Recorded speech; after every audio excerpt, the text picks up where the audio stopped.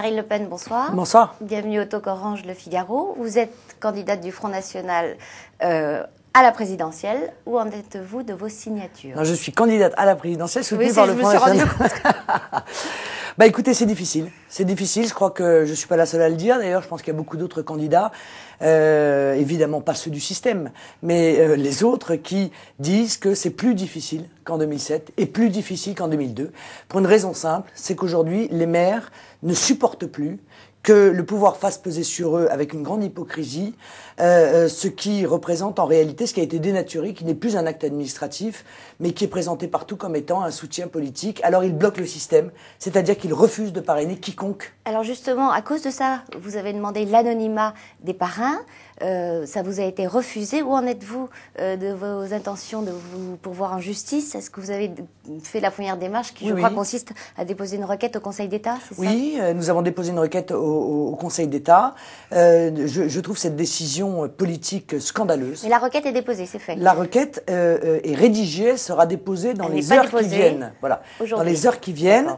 Et je trouve absolument scandaleux de la part de M. Fillon, alors que Nicolas Sarkozy lui-même avait admis en 2007 qu'il y avait un très gros problème et qu'il fallait réformer ce système, que l'on continue à maintenir la démocratie sous la pression en quelque sorte des deux grands partis, à qui somme toute on laisse le soin de décider qui sera ou qui ne sera pas candidat. Les maires des petites communes réclament à corps et à cri l'anonymat de ces parrainages. Je ne vois vraiment pas pourquoi M. Fillon le refuse, sauf évidemment à gêner ma candidature, ce qui est une manière assez déloyale d'essayer de gagner. Est-ce que vous êtes aussi victime de pression sur le plan du financement, ou est-ce que vous avez obtenu les prêts que vous espériez? Si je puis me permettre, et ça tous les candidats vous le diront, l'un est lié à l'autre. Il est évident qu'il est plus facile d'obtenir des prêts lorsque vous avez vos parrainages. Parce que par définition, votre candidature est à ce moment-là évidente. Or, tant que vous n'avez pas les parrainages, eh bien, cette candidature reste virtuelle avec toutes les difficultés que nous avons connues en 2007 et en 2002.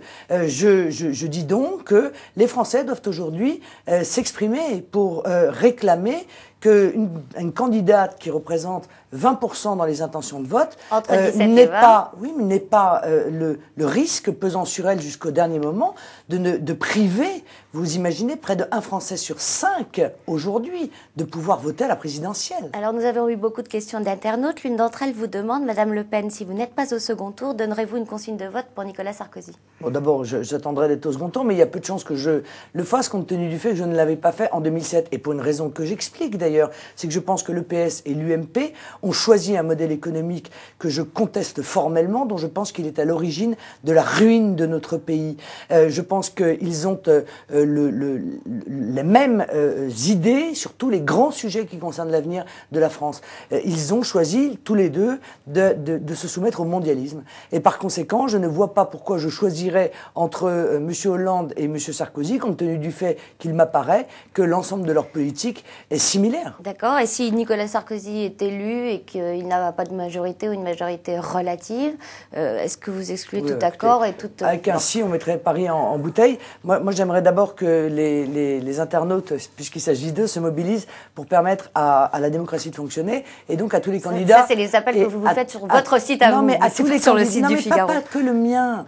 Encore une fois, pas que le mien. Je trouverais pas ça normal que M. Dupont-Aignan n'ait pas ses parrainages, que Mme Boutin n'ait pas ses parrainages, que M. Chevènement n'ait pas ses parrainages, que Mme Lepage n'ait pas ses parrainages. Ce sont des gens qui ont démontré dans la vie politique qu'ils représentaient une sensibilité plus ou moins importante. Et là, je me fais l'avocat aussi des petits candidats, alors que je ne suis pas moi-même une petite candidate, mais je me fais l'avocat des petits candidats parce que il n'y a pas de raison que les Français ne puissent pas voter pour qui, pour bon leur semble. Voilà, je trouve ça scandaleux. Jean-François Copé, qui est le secrétaire général de l'UMP, dit et répète qu'il n'y aura pas d'alliance jamais avec le Front National. Cette consigne est-elle respectée sur le terrain ou est-ce qu'il vous semble qu'il y aurait des tentatives locales de rapprochement de la part de certains UMP? Écoutez, très clairement, une immense majorité de l'électorat UMP se sent beaucoup plus proche du projet que je porte que de la élus. politique. Non, mais attendez, mais oui, mais vous, parce que vous croyez que les élus sont à ce point différents de leurs électeurs. D'où ma question. Est-ce que certains élus vous tendent la main? Mais évidemment que sur le terrain, il y a des élus qui sont en contact et qui nous disent que notre projet est beaucoup plus proche de leurs convictions que ne l'est la politique appliquée aujourd'hui par Nicolas Sarkozy. Je ne vais pas vous demander de faire de la délation, de ne pas vous demander des noms, mais en tout cas, par sensibilité, est-ce que par exemple les élus de la droite populaire... Non, mais les élus de la droite populaire, c'est un slogan publicitaire. C'est-à-dire qu'ils l'ont dit d'ailleurs, ils sont là non pas pour défendre des convictions qui effectivement sont exprimées proches des miennes, mais ils sont là pour essayer de relégitimer Nicolas Sarkozy, de le recrédibiliser alors même qu'il a trahi l'ensemble des promesses qui avaient fait qu'un certain nombre d'électeurs de Jean-Marie Le Pen s'étaient portés sur lui en 2007. Donc c'est une entreprise pour tenter de récupérer les électeurs déçus. C'est très cynique, hein, c'est très électoraliste. Donc ce sont vos pires adversaires. Ah mais ils le disent d'ailleurs. Ils disent notre objectif c'est d'empêcher les électeurs de Nicolas Sarkozy de se tourner vers Marine Le Pen. Donc c'est pas pour défendre des convictions. Parmi vos adversaires, il y a le MJS, l'Union des étudiants juifs et SOS Racisme qui vous ont empêché hier soir d'aller à la rencontre des étudiants de Dauphine qui vous avaient invité à une réunion avec eux. Quelle suite comptez-vous donner à cette affaire? J'aimerais que les Français s'aperçoivent de la gravité de ce type de comportement. Parce que voilà des organisations qui dépendent directement du Parti socialiste, qui m'ont empêché par la violence, puisqu'ils sont entrés par la violence dans Dauphine. Ils ont mis à sac l'amphithéâtre, ils ont cassé le matériel audio, ils ont frappé des étudiants. Et par conséquent, ils ont entraîné l'annulation par la direction de l'université de ce débat. Je ne m'y suis donc pas rendu. Or, aujourd'hui, alors que j'avais demandé à la classe politique de condamner évidemment ces actes de violence, Monsieur Sapin, qui est le responsable du projet socialiste de Monsieur Hollande, c'est donc la voix de Monsieur Hollande, a justifié ces violences, a expliqué qu'il considérait ça... Il a dit très exactement, je les désapprouve, mais je les comprends. Eh bien, ça s'appelle justifier, je suis désolé. Comprendre, parce que, excusez-moi, mais comprendre un comportement délictuel et antidémocratique et anti-républicain, c'est inciter à la réitération. Monsieur Sapin incite donc à la réitération d'actes de violence à mon égard. Décidément, le Parti socialiste a un problème avec les femmes, manifestement. C'est pas la première fois. Ce qui est parfaitement, d'abord, discourtois pour un homme, mais extrêmement grave pour un responsable politique. Alors là encore, est-ce qu'on va accepter que dans notre pays, cette campagne présidentielle qui démarre se déroule sous la violence, sous la pression, sous l'intimidation, et que on permette des responsables politiques, et notamment la socialiste, d'inciter des organisations, des milices de gauche à venir perturber ma campagne par la force, par la violence, par la peur. Eh bien, là encore, j'en appelle aux Français, puisque c'est le peuple français qui doit s'exprimer. Mais par la justice, j'espère bien que le président de l'université va faire le nécessaire.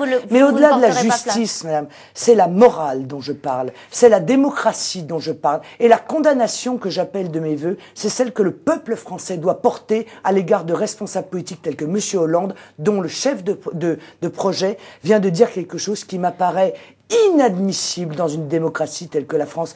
Je vous signale que hier j'ai eu un journaliste chinois qui était présent à cette université et qui a exprimé son indignation. Il m'a dit, mais madame Veil, jamais j'aurais pensé un Chinois. Jamais je n'aurais pensé... J'allais vous dire, en Chine, la dernière fois que les étudiants se sont manifestés, effectivement, vous voyez, le pouvoir ce journaliste chinois a dit, jamais je n'aurais imaginé, madame, que dans le pays des droits de l'homme, de la liberté d'expression et de la démocratie, on puisse empêcher une candidate qui est à 20% dans les sondages de pouvoir s'exprimer à l'invitation des étudiants. Parce que je vous signale que ceux qui ont fait cette action étaient extérieurs à l'université Dauphine et qu'il y avait là des centaines d'étudiants qui m'attendaient et qui ont hué ceux qui ont commis ce type de brutalité. En 1997, Jean-Marie Le Pen avait été condamné pour violence en réunion. à l'encontre d'une candidate socialiste, c'était pour les législatives à Mantes-la-Jolie. Est-ce qu'il aurait fallu dissoudre le Front National? Madame, il a été condamné pour avoir invectivé avec véhémence. Il ne l'a pas frappé, la cour d'appel l'a rappelé. Bon, par conséquent, attention de ne pas commettre une diffamation, ce serait ennuyeux quand même. Violence bon. en réunion. Oui, madame, invectivé. Non, vous n'avez pas le jugement, madame. Vous n'avez pas le jugement. Parce que l'arrêt, d'abord, c'est pas un jugement, c'est un arrêt, et je le connais beaucoup mieux que vous, parce qu'à l'époque, j'étais avocate. Voilà. Et donc, la cour dit invectivé avec véhémence, ce qui avait été assimilé à l'époque, à mon sens, de manière scandaleuse, compte tenu du fait que, une fois encore, c'était lui qui avait été agressé. C'est pas lui qui est venu contre-manifester contre des socialistes. C'était déjà les nervis de gauche qui venaient pour perturber la campagne électorale d'un candidat du Front National. Est-ce que ça va s'arrêter ou non? Est-ce que la classe politique, est-ce que les élites vont continuer à justifier ce type de comportement? Parce que dans ces cas-là, il faut arrêter de donner des leçons de démocratie à la terre entière. Eh bien, ça dépendra des électeurs. Madame Le Pen, je vous remercie. Vous avez raison, c'est dans les urnes que les électeurs devront dire la manière dont ils condamnent ce type de comportement. On verra ça en mai. Merci, bonsoir et à demain pour un nouveau Talk Orange Le Figaro.